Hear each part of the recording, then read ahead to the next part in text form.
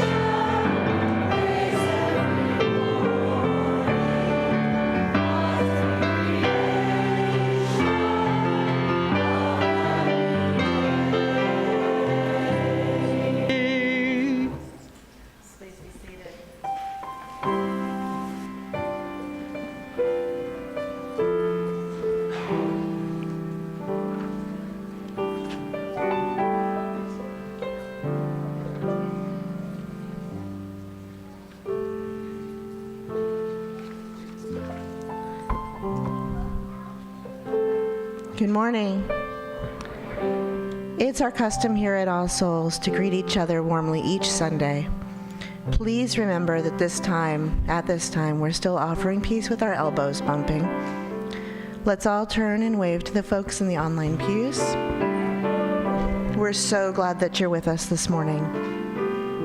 If you're here for the first time at our service, we invite you to raise your hand so we can acknowledge and welcome you. Morning. Those in our online pews, say hello. And if you're here with us for the first time, we'd love for you to introduce yourself in the chat. At this time, we invite you to turn to each other and offer a greeting and a message of peace with your hearts, your eyes, your smiles, and your voices.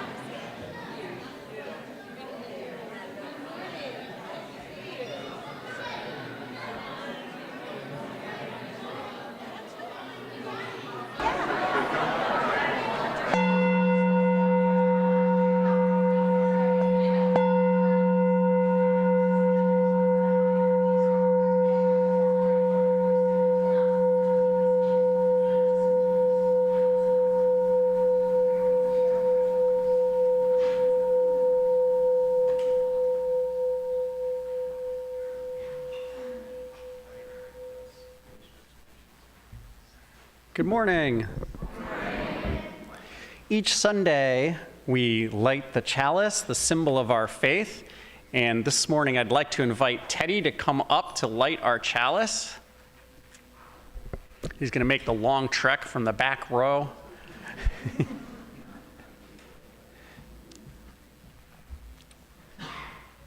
And while Teddy lights our chalice, please join me in saying our chalice lighting words. We're going to pause a moment while the flame is relit. As Unitarian Universalists, we always have the ability to light the flame again. So say with me, love is the opening door. Love is what we came here for. Love is the key we must turn. Truth is the flame we must burn. Thanks, Teddy.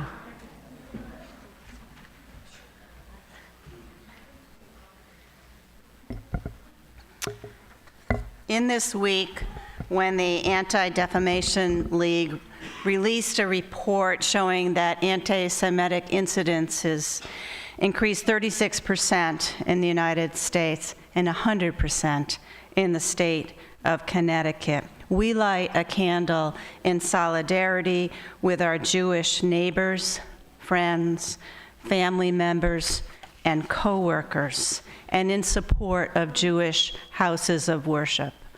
As we light this candle, we commit to call out hate wherever it happens and to make clear that anti-Semitism is not a Jewish problem. It is everyone's problem.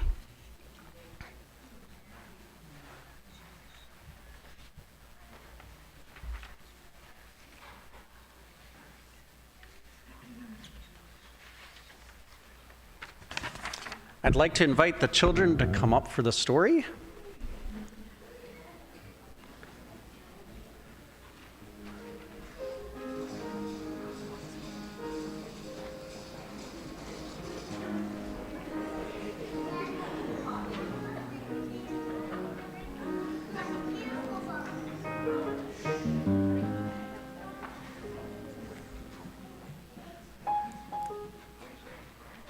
So, today, we're going to tell you the story of our principles. So the Unitarians and the Universalists were two different religious groups, but they found that they had a lot in common. And so in 1961, they officially combined into one religion, Unitarian Universalism. That's what we are. Actually, All Souls was formed as combined Unitarian Universalist way before that in 1907, which was pretty unique. So when the two denominations officially joined in 1961, they agreed on 6 principles that explained the purpose of Unitarian Universalism. But later, they realized that those ideas needed to change to fit the times and the new purposes that people were feeling. So, in 1985, they changed the principles to the 7 we know today. How many of you know the 7 principles?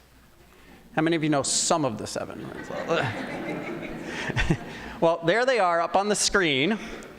And in the children's language, it says that each and every person is important, that all people should be treated fairly and kindly, that we should accept one another and learn together to grow spiritually, that each person is free to search for what is right and true, that all people have the right to vote about important things, and working for a peaceful, fair, and free world. And last, of course, our 7th principle, caring for the earth and the home we share with all living things. So, Kate, I'm going to ask the youth over there to come up and join me for a minute because they know this song. So Reverend Caitlin wrote a song to capture these in a simple way, and some of you may know it. So I'm going to ask you to join in as the youth remind us of what that was. what that song is. You ready? Does everybody know? Here, you guys can come over here. All right. Gray, help us. Everyone Matters, always be true. Speak truth freely and respect mine. Each vote counts when justice is our goal. Care for the earth connects us to our soul. Now you know what we believe. Won't you be you with me? Yay!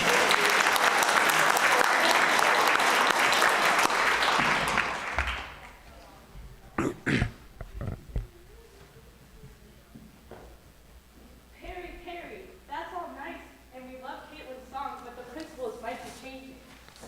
They might be changing? Oh, hey, Kiana. Hi. Yes, they're supposed to be reviewed every 15 years because we know we're evolving as a faith, and the principles have to change with us. In the newly proposed version, love is at the center. Oh, love at the center, I see.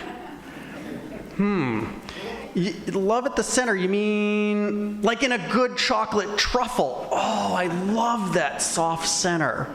No, Perry, like everything we do should come from love. I guess that makes sense. And then there are 6 values about how we live out that love.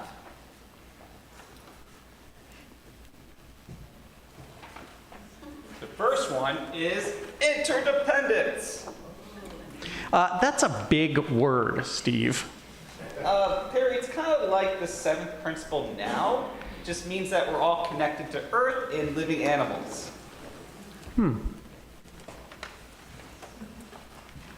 The next one, it's pluralism.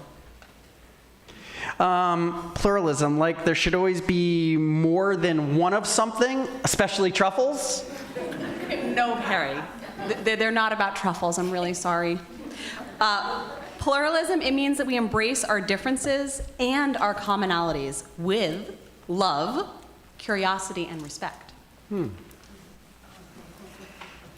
A third value is justice. We work to be diverse, multicultural, beloved communities where all thrive. We covenant to dismantle racism and all forms of systemic oppression. I could get behind that. I hear an amen. A 4th value is transformation. Ooh, like the Transformers? Love that show. No, Boomer. It's talking about how we adapt to changing the world. We grow spiritually and ethically. Now that's good, but what about gratitude and hope? Those are 2 important values. They come under the value generosity. We freely and compassionately share our faith, presence, and resources. But our generosity doesn't mean anything unless we're creating equity, which is another of the values. Yes, we promise to use our time, wisdom, attention, and money to build and sustain fully accessible and inclusive communities. That's love in action. Cool. I'm starting to get these new principles or values. But I'm still not sure I like all this change.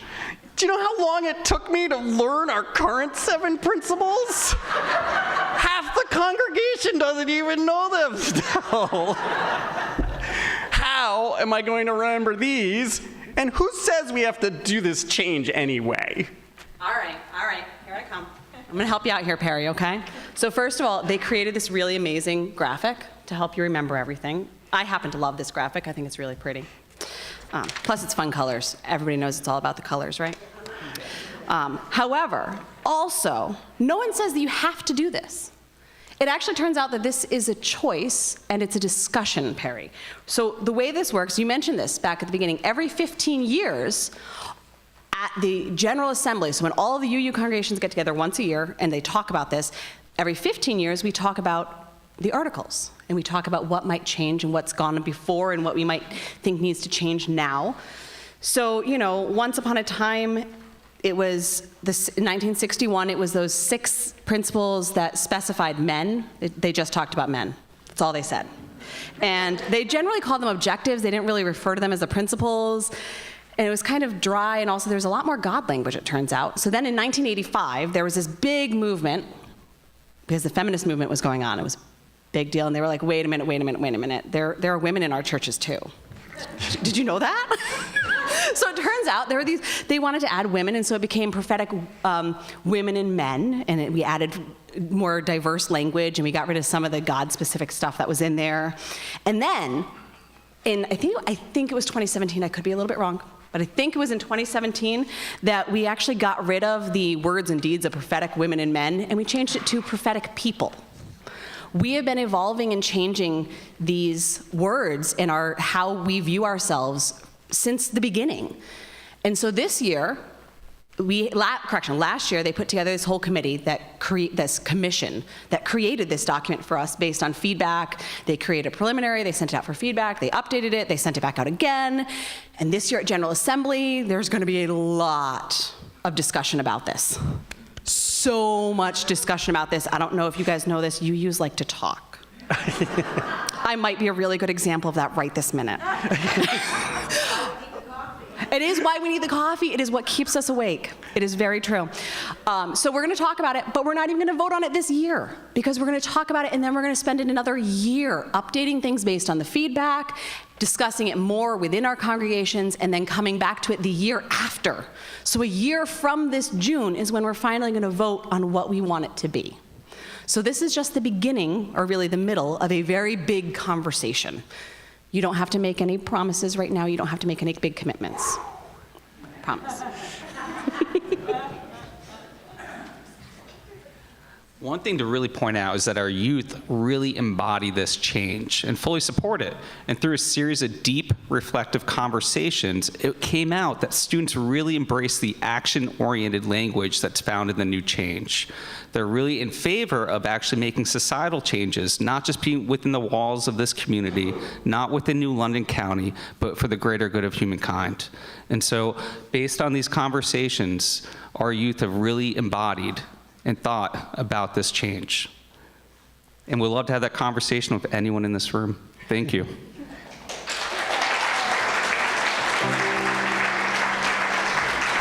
Yes, and not just our youth, but everyone in this congregation can learn more about it, as these principles result in the community taking more action at like the we, so we're gonna do something, and it's less in your heads and more about your emotions and faith. Kiana, wait, you made me think I have an idea. Let's hold a Faith Friday event this Friday and get everyone's input on these new values and share what we all think is most meaningful about Unitarian Universalism. Great idea. I'll make sure the pizza's there and maybe truffles. Yeah. You all just have to RSVP and show up. So thanks, youth, for bringing this to our attention and explaining it all. We might have to write a new song eventually. But for now, the song we'd like to hear is all of you singing Trees of the Field as we all go to faith formation with love at the center.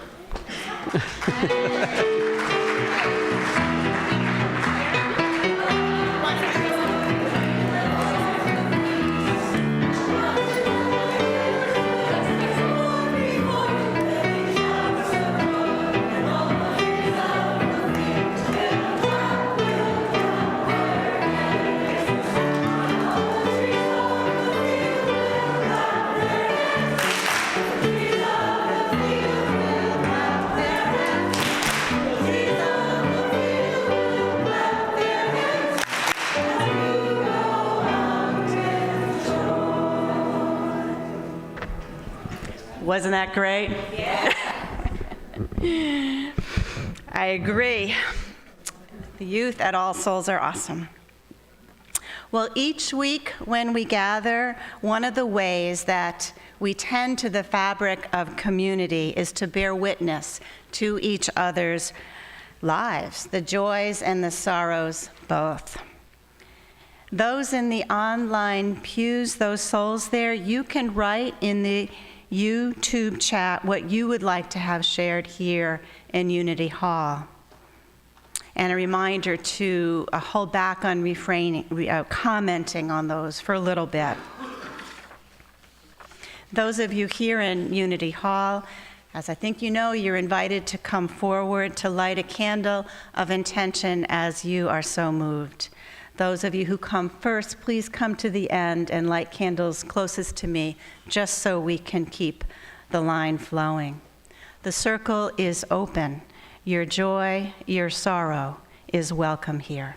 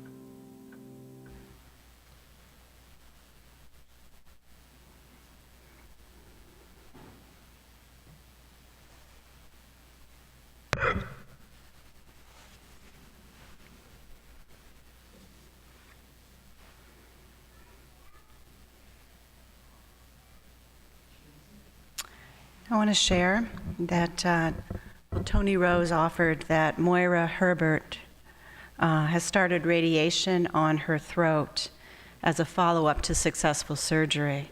And she really appreciates all the support from family and friends. Moira's likely to be in the online pews, so we send our love right back to you, Moira. Kyle Murray, who's in the hospital getting help for depression, wants everyone to know that he was very much uplifted by the cards with all the loving comments that he received this past Sunday. And he also wants everyone to know that he's feeling better. So I know that really makes everybody happy. Me too. From the online pews, Elizabeth Bull says, "Good morning, all. A joy to share. I've adopted a bonded pair of kittens. They're best friends from separate litters. They're 9 months old and 7 months old, Eloise and Shadow." Great names, Elizabeth. Have fun.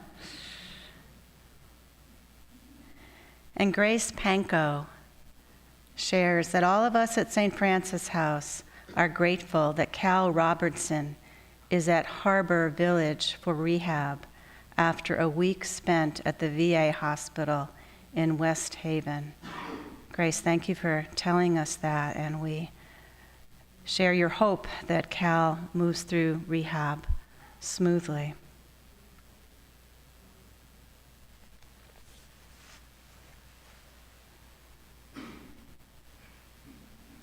We gather these intentions, spoken, unspoken, into our collective heart. And we're grateful that in this community, neither joy nor sorrow need to be experienced alone. This morning I wanted to offer a poem that to me borders on a prayer, as poetry often does, and it expresses what I would hope to say at this point in our service, this piece of beloved community. Wild Geese by Mary Oliver. You do not have to be good. You do not have to walk on your knees for 100 miles in the desert repenting. You only have to let the soft animal of your body love what it loves. Tell me about despair, yours, and I will tell you mine. Meanwhile, the world goes on. Meanwhile, the sun and the clear pebbles of the rain are moving across the landscapes, over the prairies and the deep trees, the mountains and the rivers. Meanwhile, the wild geese, high in the clean blue air, are heading home again. Whoever you are, no matter how lonely, the world offers itself to your imagination, calls to you like the wild geese, harsh and exciting, over and over, announcing your place in the family of things. Let us share a moment of silence together.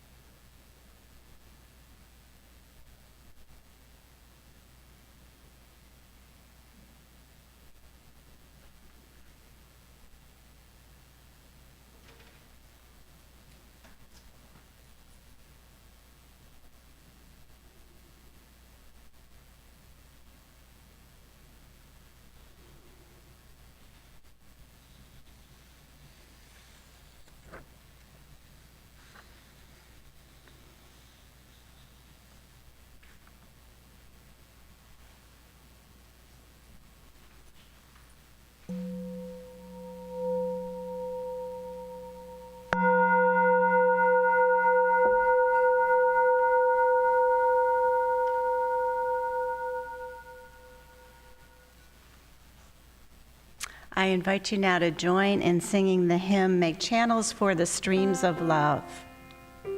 And you can remain seated.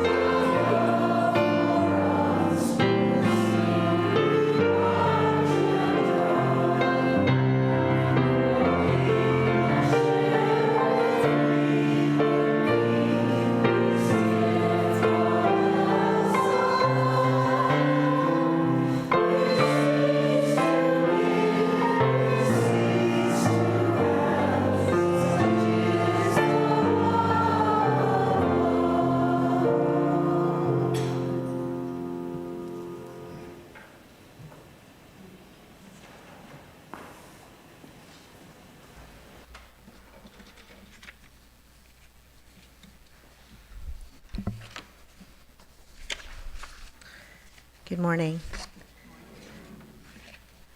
Our reading is from theologian, historian, and UU minister Alice Blair Wesley, who studied the original records of early New England churches in her research into covenantal life of liberal free churches. She gave the Men's Lectures, a celebrated UU lecture series, in 2001, and this reading's an excerpt from the lecture titled "Love is the Doctrine of this Church."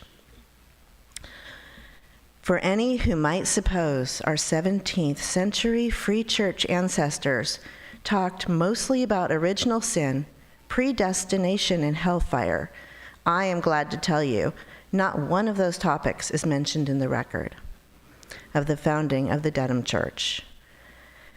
The document describes these discussions found in the 1637 to 1638 records and the talk they engaged in at each step of the way to the founding. In these pages, there is much use of the words reason, reasoned, reasoning. There's also repeated use of the words sweet, comfort, help, and brotherly. But by far the most commonly used words in this written history are affection, embrace, love, loving, and lovingly. In the first of the 24 pages, I counted 32 uses of the words affection and love. Why? Because then and now, and for as long as human history lasts, when all is said and done, the integrity of the free church comes down to our loyalty to the spirit of love at work in the hearts and minds of our local members. These lay people's central conclusion from all these weeks of discussion was this: members of their new free church should be joined in a covenant of religious loyalty to the spirit of love.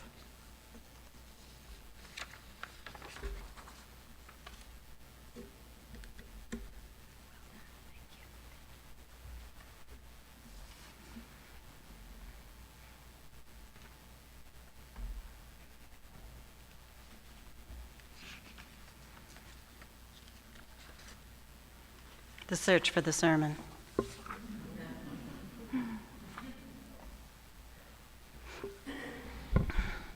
Well, at least one person here may be surprised that I'm preaching on the proposed change to Article 2 of the UUA bylaws. That would be the one person who asked me if I was intending to preach on the topic, to which I replied politely, no, I was not.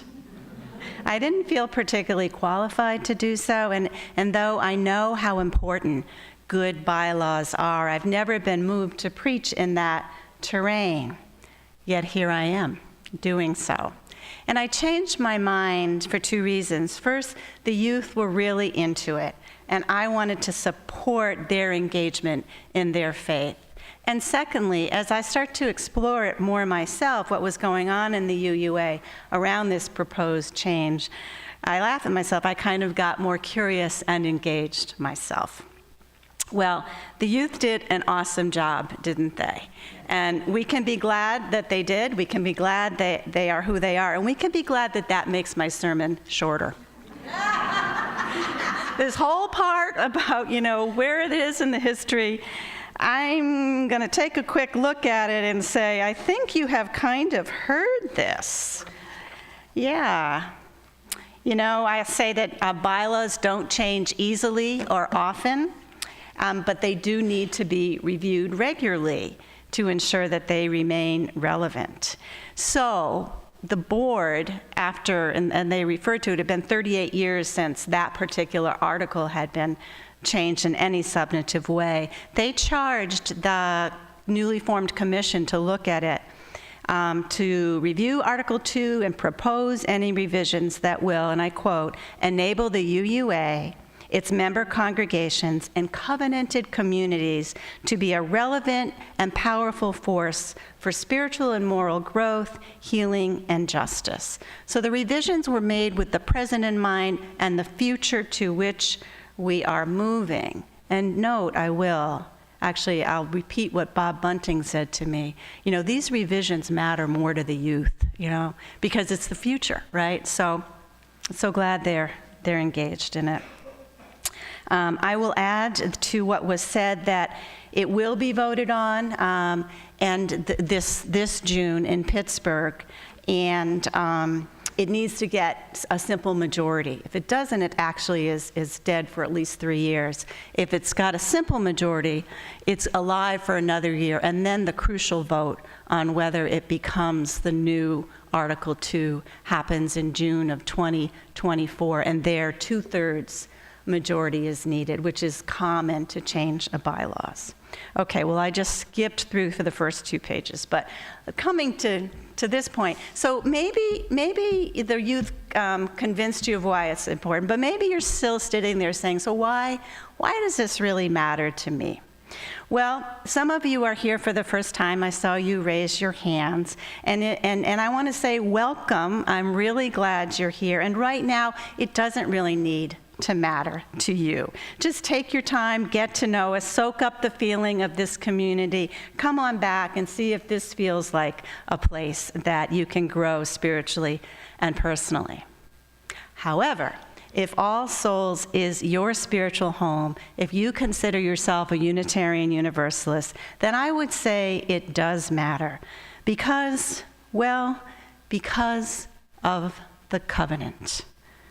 I'm hoping that word sounds familiar, not only because, or especially because, I preached on it last Sunday.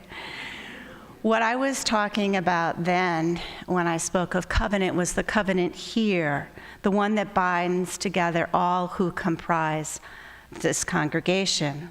What I didn't say then and will now is that all UU congregations are in covenant with each other. And all UU congregations are in covenant with the Unitarian Universalist Association. So there's covenant that can be thought and used and moves in many ways and sizes. The current principles of the UUA found in Article 2 begin with these words: we, the members of the Unitarian Universalist Association, covenant to affirm and promote, and then go through the ones we know, the inherent worth of dignity of every person, etc. The proposed new version of Article 2 states at the outset that as Unitarian Universalist, we covenant congregation to congregation and through our association to support and assist one another in our ministries. So effectively, Article 2 is our covenant writ large, holding us all together. It speaks of what we value, what we aspire, what we hold each other accountable to.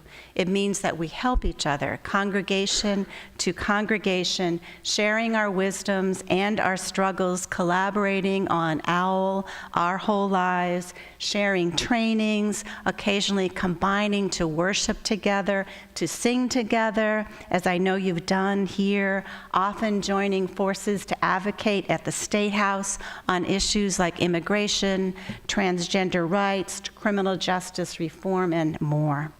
The collective nature of our association reminds us that we do not live alone, or worship alone, or love alone. We are a movement of congregations united in love.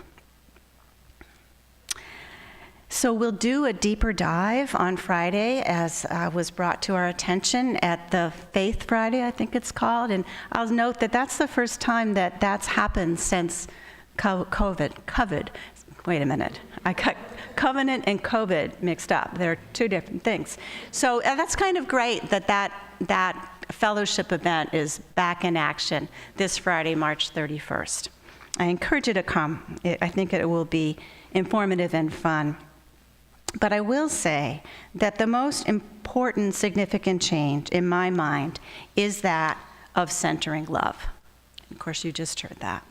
So in the proposed Article 2 are these words: love is the power that holds us together and is at the center of our shared values.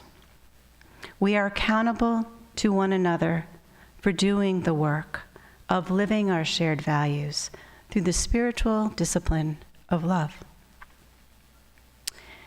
You may remember that I grew up in Groton, and there my family and I attended Sacred Heart Catholic Church. One hymn we sang there was, "They'll know we are Christians by our love." UUs are often known as the love people. We're seen out there in the public square in our bright yellow t-shirts with the words "Side with Love" in big letters. I'd like to think that they will know we are UUs by our love, with or without those bright yellow t-shirts. You know, in truth, what we do, our actions, matter more than what we say or write, or even what our bylaws or our t-shirts state. Yet, our words do matter. They shape our thinking. They guide us when we are in discernment. They inspire us when we feel discouraged. They focus us when our energies dissipate. They give us a common touchstone. And the work of wordsmithing happening right now in the UUA to collectively come up with language for our bylaws, that does all those things I just said, and that is spiritual work.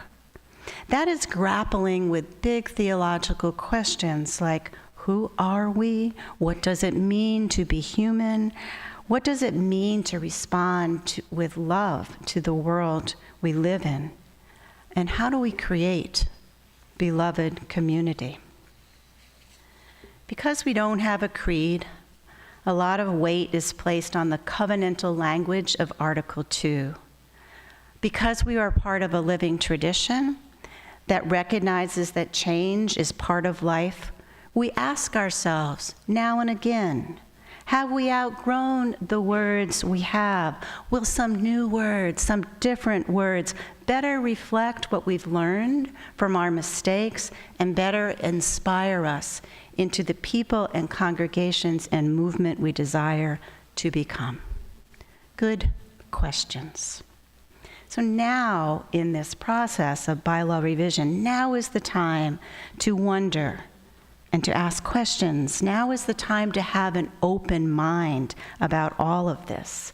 Now is the time to talk with each other, to listen to one another, and see where all that takes you around this particular article.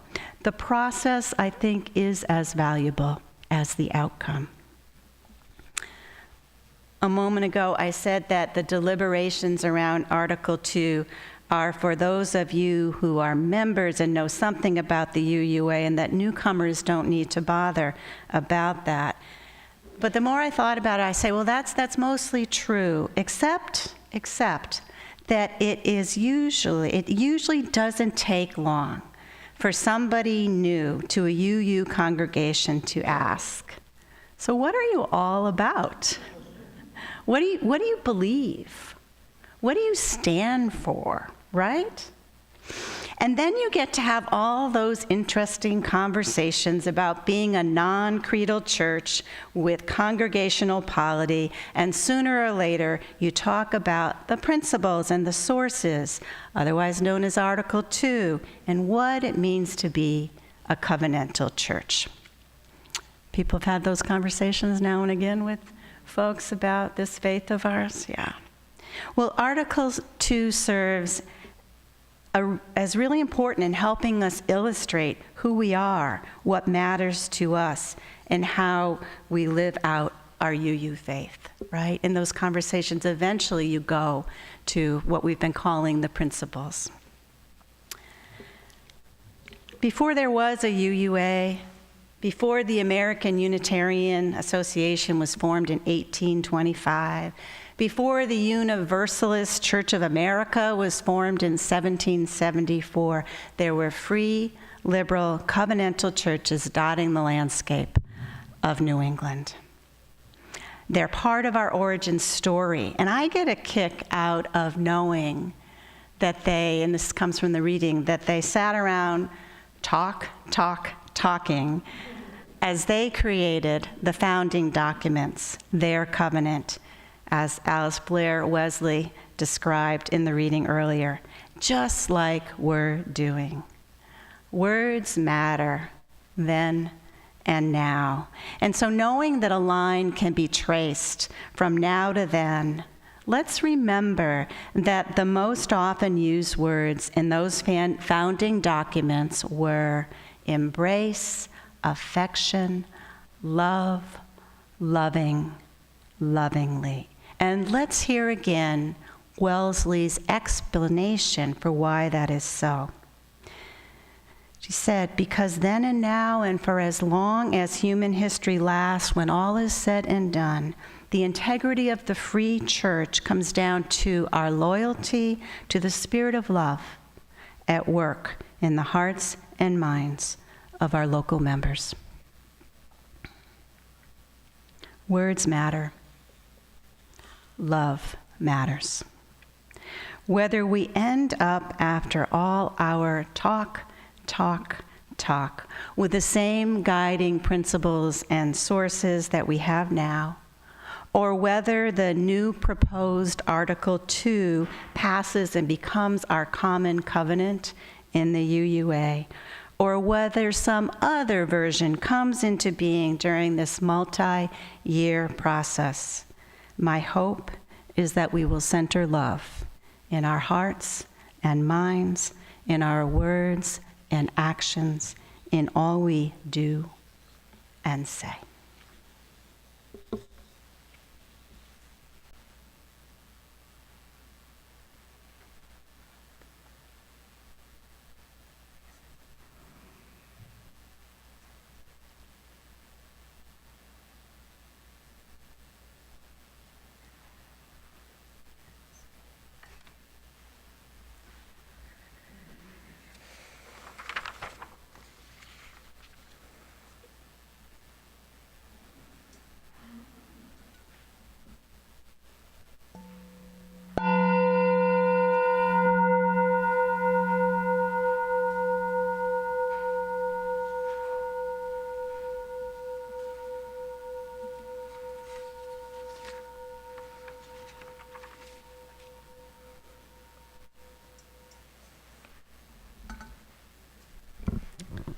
Each week, one of the ways that we express our appreciation for our faith community is through giving. We are grateful for your generosity. Now, to prepare us for the offering, we say these words together. We give to the work of all souls. Our work weaves the fabric of love called community. To this end, we dedicate ourselves to this, our offering. The offering will be gratefully received.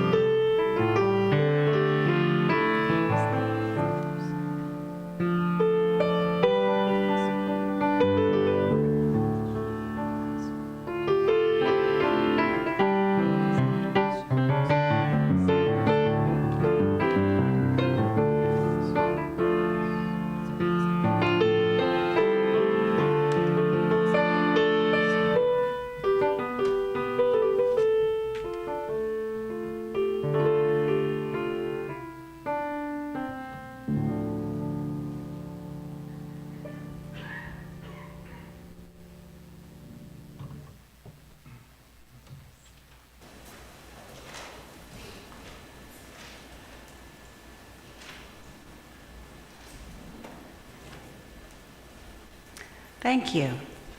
for all that you have shared and all that you have sacrificed. We are grateful.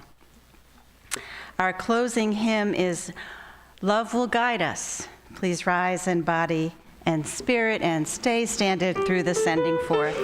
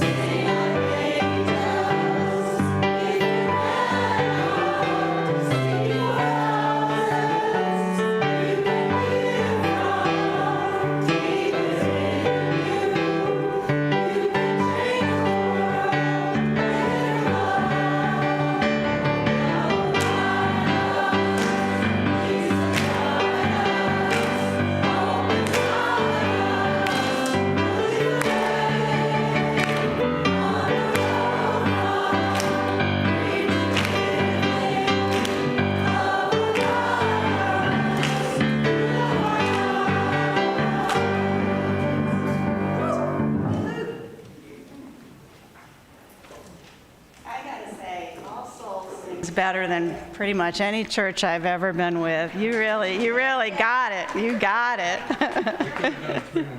We could have kept going. Yeah. Remember that next time. Well, those of us here in Unity Hall and in the online pews, let's reach out our arms, signaling our embrace of one another and signaling our desire to connect with those outside these walls with whom we are blessed to share life. The blessing of truth be upon us. The power of love direct us and sustain us. And may the peace of this community preserve our going out and our coming in until we meet again. Please be seated now as Susie leads us in extinguishing the chalice and as we enjoy the postlude. Please say with me the chalice extinguishing words. Our service has ended, but our work is not yet done. May our spirits be renewed and our purpose resolved as we meet the challenges of the week. The chalice flame is extinguished until once again ignited by the strength of our communion. Thank you.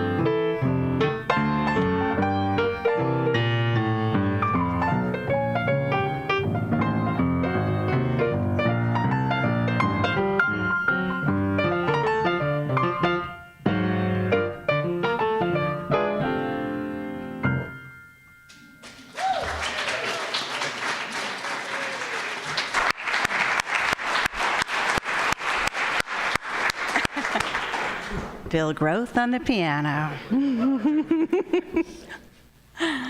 Announcements.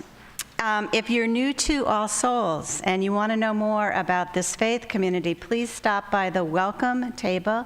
There is Lynn Tabermina, and she'll be happy to greet you and answer any questions you might have. Black Lives Matter every day. The witness will be happening right outside here, right after worship. Please join if you can.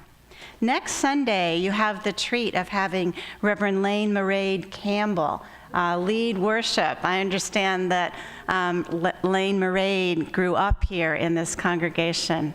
I know they are very happy to be back, and I am sure you are excited to have Lane Murade back. The Walk to End Homelessness is tabling today, and please see Barbara Montrose to sign up for the walk. The walk will take place on April 30th. In 2 weeks, it's Easter, and now's the time to order your Easter flowers. You can find an order form over there at the welcome table, or you can find the form on the website and in the weekly newsletter. Deadline to order is April 5th. Easter is April 9th. Do you know when the tag sale is? April 15th. April 15th. Oh, we're doing a good job of getting that out there. So that is 3 weeks minus a day from today. So get your stuff collected, plan to come, and some more volunteers would be most welcome. See Susan Beebe to sign up for that. As has been mentioned now several times, this Friday for adult and children's programming will be related to Article 2 and the new principles. Pizza will be served. There will be a mini worship, RSVP to faithformation@allsouls.net. The Common Read discussion on the book Mistakes and Miracles has been postponed to May because the book is on back order. It's a seller, a bestseller. That's it. Time for coffee.